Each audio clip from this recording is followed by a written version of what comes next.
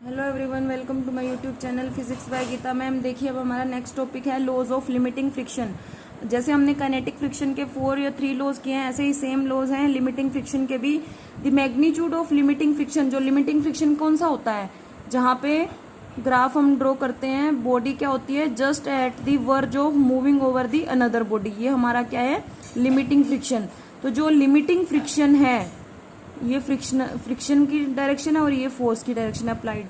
तो जो मैग्नीट्यूड है लिमिटिंग फ्रिक्शन का, जैसे काइनेटिक फ्रिक्शन के लॉज में था वही सेम इसमें है, directly proportional to the normal reaction R. Normal reaction क्या होती है, जो हमारा बॉक्स है वो डाउनवर्ड सरफेस पे फोर्स अप्लाई कर रहा है, वो क्या होता है mg, उसके वेट के इक्वल।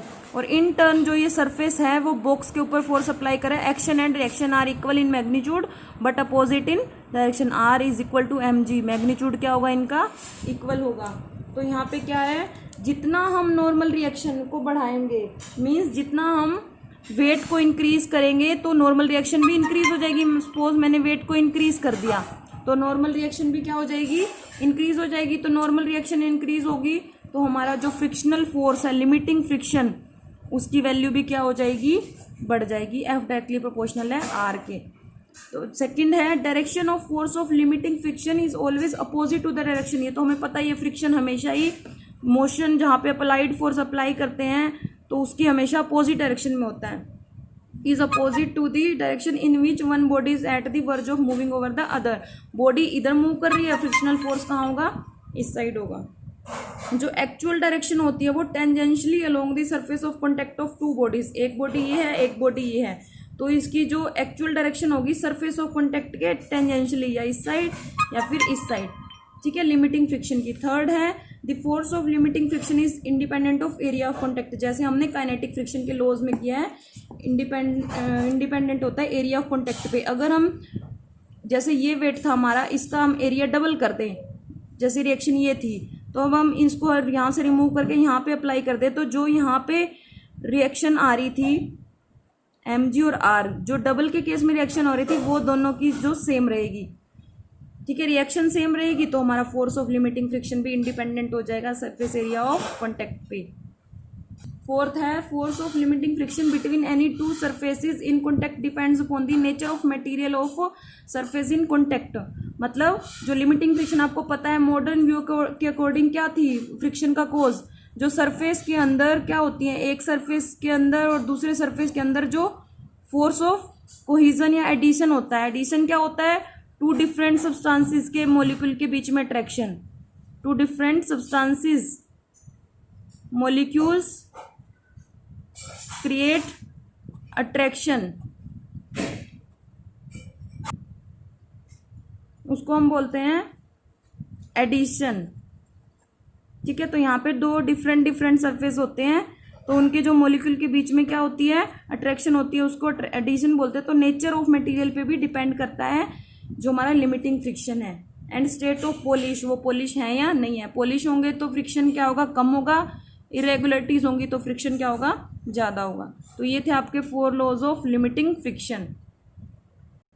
अब है आपका एक टॉपिक कोफिशिएंट ऑफ फ्रिक्शन, जो हमने फर्स्ट लॉ किया लिमिटिंग फ्रिक्शन का, एफ डायरेक्टली प्रोपोर्शनल है आर के।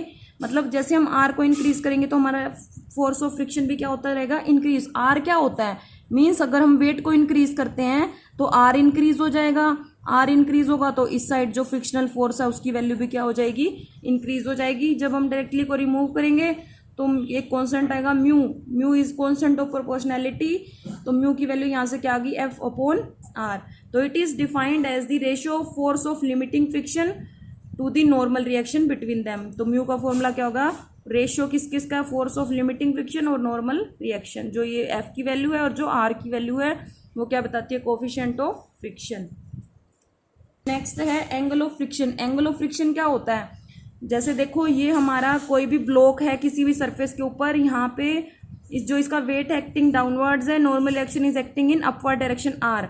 Both are equal in magnitude but opposite in direction.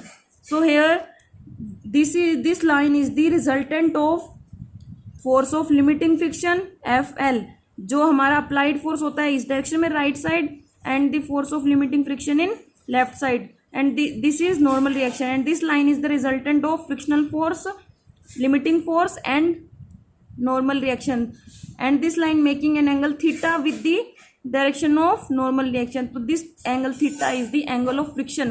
तो अब ध्यान से सुनो, एंगल ऑफ फ्रिक्शन क्या होता है? एंगल बिटवीन नॉर्मल रिएक्शन और